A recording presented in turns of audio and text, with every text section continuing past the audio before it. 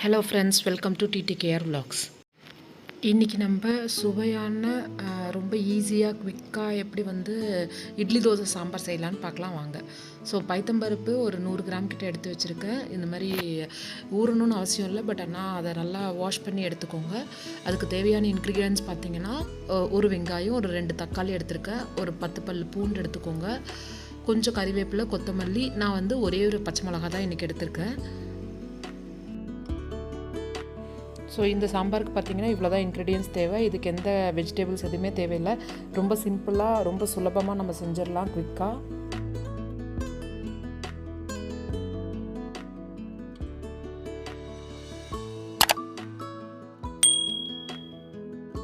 பைத்தம்பருப்பை நல்லா வாஷ் பண்ணி எடுத்துக்கிட்டு 2 கிளாஸ் தண்ணி ஊற்றிருக்கேன். அதில் கொஞ்சமாக மஞ்சத்தூள் மட்டும் ஆட் பண்ணிக்கோங்க, ஒரு 1/4 டீஸ்பூன் கிட்ட.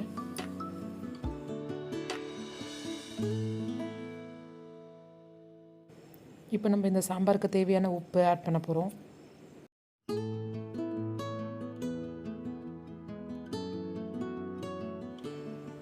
இப்போ ஒன்று ஒன்றா நம்ம ஆட் பண்ணிடலாம்.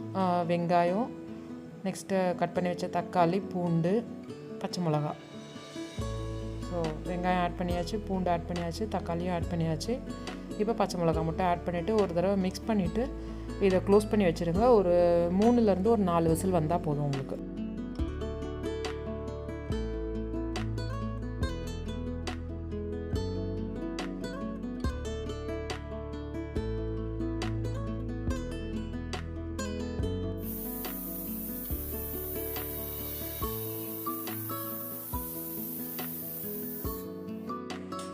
ஸோ நான் சொன்ன மாதிரி ஒரு 3 to 4 விசில்ஸ் வந்துருச்சு. இப்போ நான் குக்கர் ஓப்பன் பண்ணுறேன்.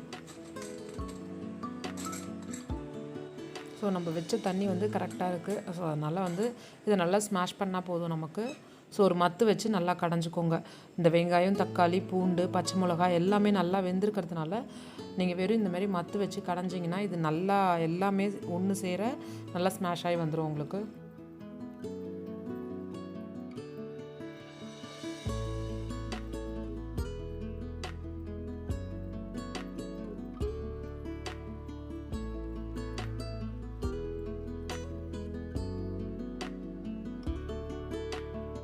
இந்த அளவுக்கு நம்ம கடைஞ்சால் போதும். அதை இப்போ ஒரு வானல் எடுத்துட்டு அதில் கொஞ்சமாக எண்ணெய் ஊற்றி நம்ம தாளிக்க போகிறோம்.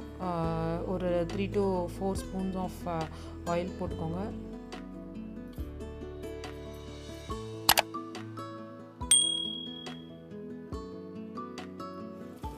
கொஞ்சமாக கடுகு ஆட் பண்ணிக்கோங்க. அப்புறம் உளுத்தம்பருப்பு, கடலைப்பருப்பு ஆட் பண்ணிக்கோங்க.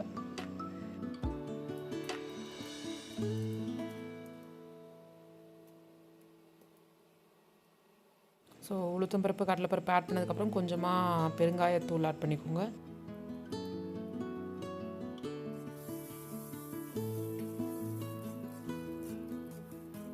இந்த மீன் டைமில் நீங்கள் கடைஞ்சி வச்சுருக்கீங்களா, அது சும்மா டேஸ்ட் பண்ணிங்கன்னா உங்களுக்கு தெரியும் அதோடைய காரம் அந்த ஒரு பச்சை மிளகா உங்களுக்கு போதுமா அப்படிங்கிறது.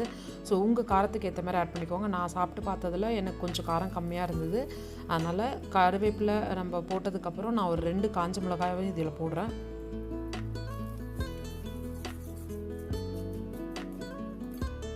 காஞ்ச மிளகா, கறிவேப்பிலெலாம் ஆட் பண்ணதுக்கப்புறம் இப்போ நம்ம கடைஞ்சி வச்சுருந்த அந்த பருப்பு எடுத்து இதில் போட்டாச்சு தாளித்ததில்.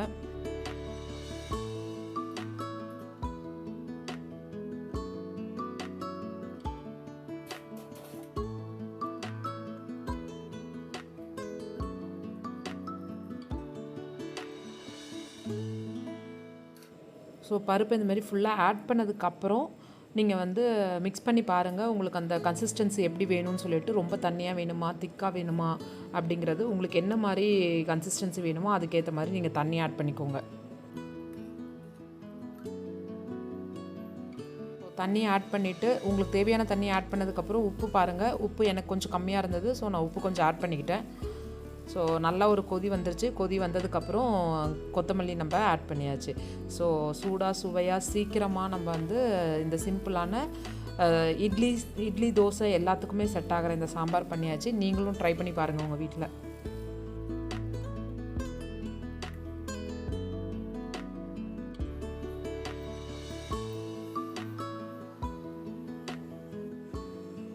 அந்த சாம்பார் ஒரு பக்கம் வெந்ததுக்கப்புறம் இட்லியும் நம்ம ஊற்றியாச்சு. ஸோ இட்லியும் சுட சுட ரெடி ஆக போகுது இப்போ.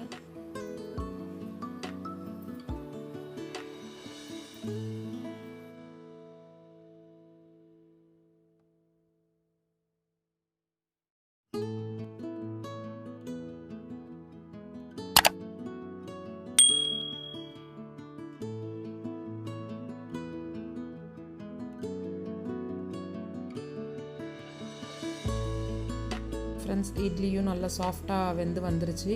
ஸோ இட்லி சாம்பார் எல்லாமே ரெடியாக இருக்குது. வாங்க சாப்பிடலாம்.